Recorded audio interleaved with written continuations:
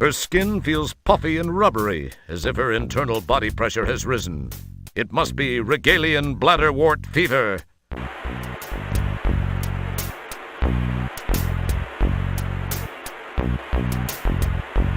That's delightfully non-helpful.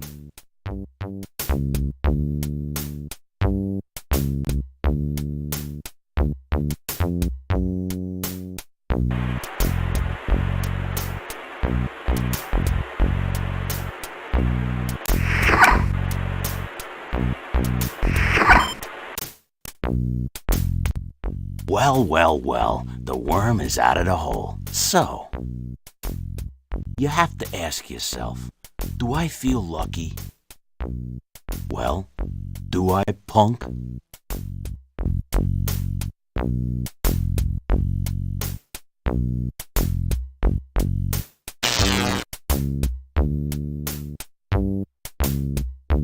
A small decorative novelty lamp displays bolts of electronic discharge. They were quite the rage a century or two ago. A massive subspace neurotransmitter fills the desk. Amplified by brainwave patterns, neurotransmissions are not affected by local damping fields. But you already knew that, right? The cityscape stretches like an immense pestilent rash across the puckered, festering face of Polysorbate 60. Ah, pretty. This controller controls the controls on the subspace neurotransmitter. Geez, is this guy a control freak or what? Wow, that's a signed poster of the lead singer for that country western band, Hall & Az. It's just another picture of a heavenly body. This box is full of daddies. Daddies are modules which, when inserted into intercranial slots, give the user complete knowledge of whatever topic is programmed into that particular daddy.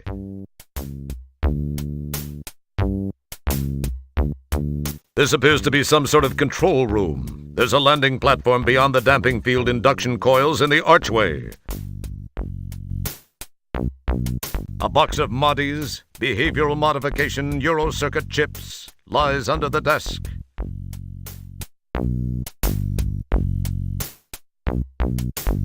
You poke and prod amongst the MODIs until you find a MODI labeled churlish. Being intrigued by the word, you glom it. Incidentally, you might want to look up the word churlish before you do anything stupid.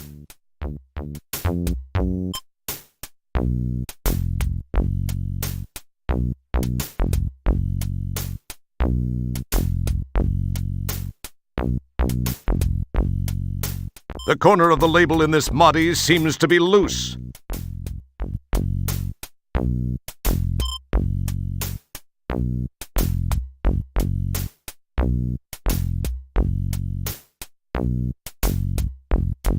Thinking it was the churlish MODI, he pops it in place.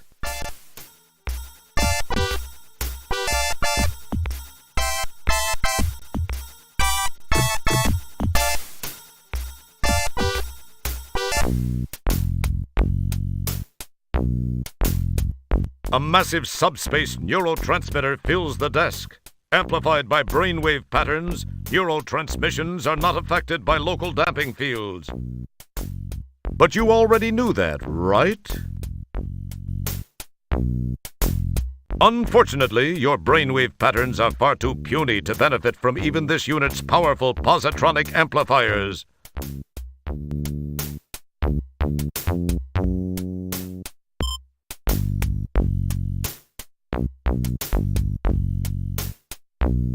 It's Nigel's belt, complete with a damping field actuator and a nifty personal grooming assistant.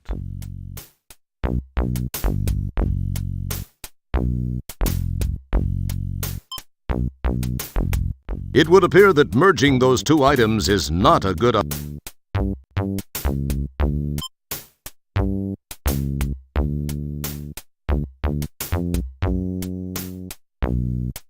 No, that's just...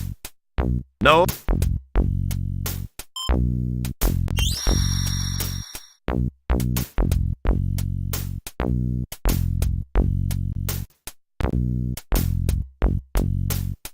This button opens and closes the datacorder's faceplate. This is the faceplate of the datacorder. During normal operation, the faceplate is closed. It should only be opened to repair, replace, or reconfigure the internal components.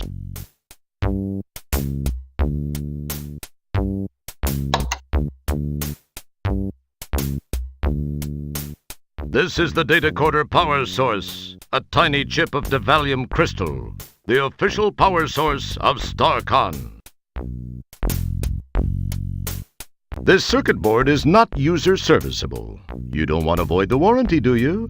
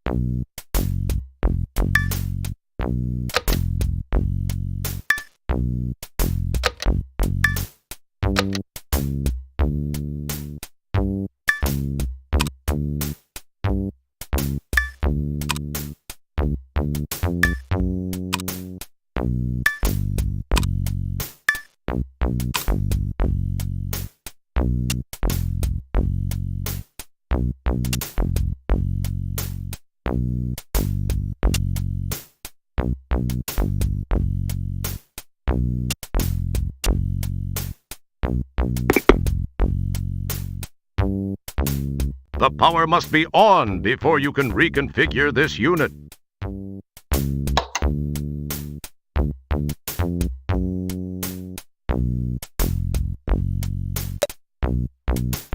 This button opens and closes the datacorder's faceplate.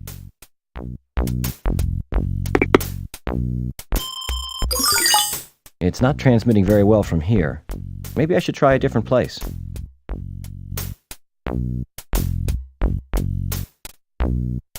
The room is no...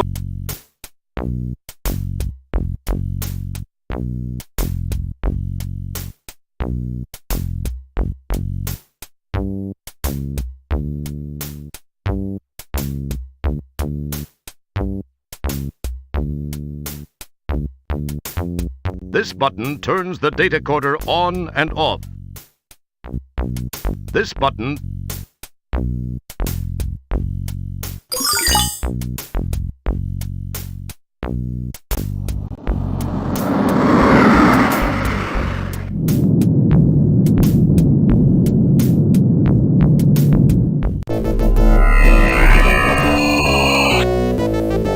Hey! Here's your fish!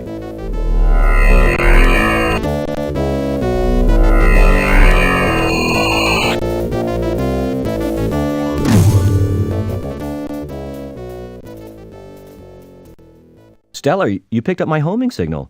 I can't believe I actually made it work. Now no one can say I spent a little bit too much free time in the bathroom with Popular Tektronix. Popular Tektronix? Who are you trying to kid? I know what you were reading in there. What was that voice, Roger? I thought I heard something. Pay no attention, Stellar. It was probably just a mechanical flatulence from the ship. Anyway, we received a transmission from a nearby StarCon communications monitoring platform. They told us of some unusual signal originating from the area of polysorbate 60. We dialed it in, scanned the coordinates, and found you. So what are you doing in this sector, Stellar? I thought you were stationed on the SCS Heinz 57. I am. I had some leave accumulated and decided to take it. This is kind of embarrassing for me. I actually came to see you. I've been thinking about you a lot lately, and I was curious about what you'd been up to, so I decided to visit. And when I arrived here, I found you had just left for shore leave on polysorbate. I decided to follow you down and try and catch up with you. When I got to that dump of an inn and found you'd been kidnapped by those thugs, I searched around but could find no trace of where they'd taken you. That certainly is a strange place. I decided to beam back up to the deep ship and try to locate you through your transport communicator signal. When I'd returned, I found you'd left it up here on the ship. I didn't know what to do then until that call came through from the StarCon installation. You're a lucky man, Wilco. Yeah, I guess I am. If you hadn't gotten there when you did, I'd probably be a victim of some serious cement poisoning after those geeks chucked me off that balcony. Terrace. What? Well, actually, it was a terrace. Whatever. Thanks, Stellar. I sure owe you a big one. I'd sure like to collect that sometime. But let's talk about you and me. Perhaps I could take you to dinner sometime soon. I'd like that, Stellar. I'd like that a lot. The thing is that I kind of have a relationship with another, and I wouldn't feel very comfortable about that. I mean, it wouldn't be fair to her. You understand? Not to mention the fact I'd be wearing my sphincter for a necklace if Beatrice ever found out. I hope you do understand, Stellar. I like you. I think I even more than like you. I don't know where I got this inordinate sense of loyalty toward Beatrice. I believe the word that explains that is fear. Pound sand, pal. Please know that were the situation any different, I'd be making that date with you right now. Oh, I see. Friends, co-workers, buddies. That's all this is gonna be. Guess I knew it somewhere inside. I just didn't want to believe it. I guess I admire your trueness of heart, however misplaced. But I feel much more inclined to damn you for it. I know that's selfish, but it's how I feel. I must admit it shows something more about you, more depth of character than I gave you credit for, Wilco. Well, I'm patient if you ever have a change of heart. Well, Roger, we should see what we can find out about those subhuman walking dumpsters that had such a keen interest in you. I don't suppose you heard their names. No, but I did get this neat personal grooming assistant. It needs a little cleaning, but... That's great, Roger. Don't clean it, though. Take it to the sick bay. There's a DNA analyzer there. We can scan the contents and perhaps use the results to get some names and information about these guys. Good thinking, Stellar. I probably would have thought of it, eventually. Yeah, I'm sure you would have, Roger. Look, I've got to go to sick bay and get some treatment for my back after that not-so-graceful rescue. Oh, yeah, that. Sorry. Well, I'll see you there.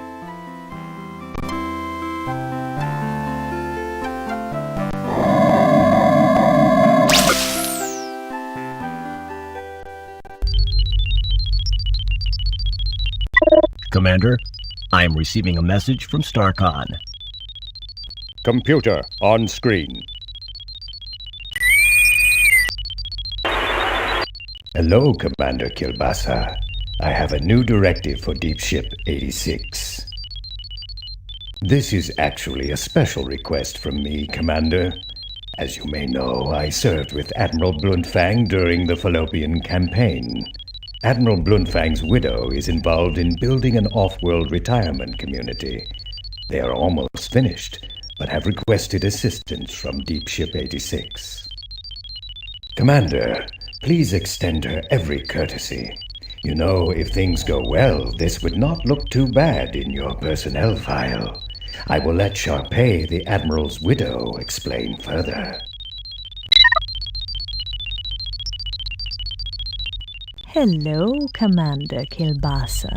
As Admiral Toolman mentioned, We have almost completed our project here, but could use StarCon assistance.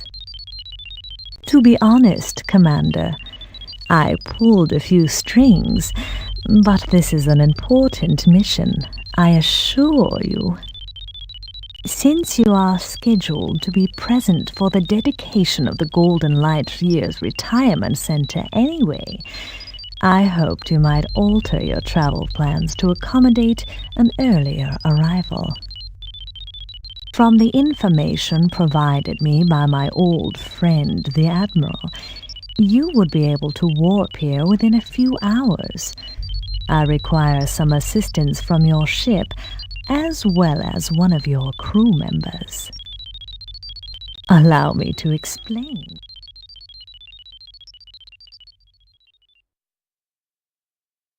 Meanwhile, back in sick bay.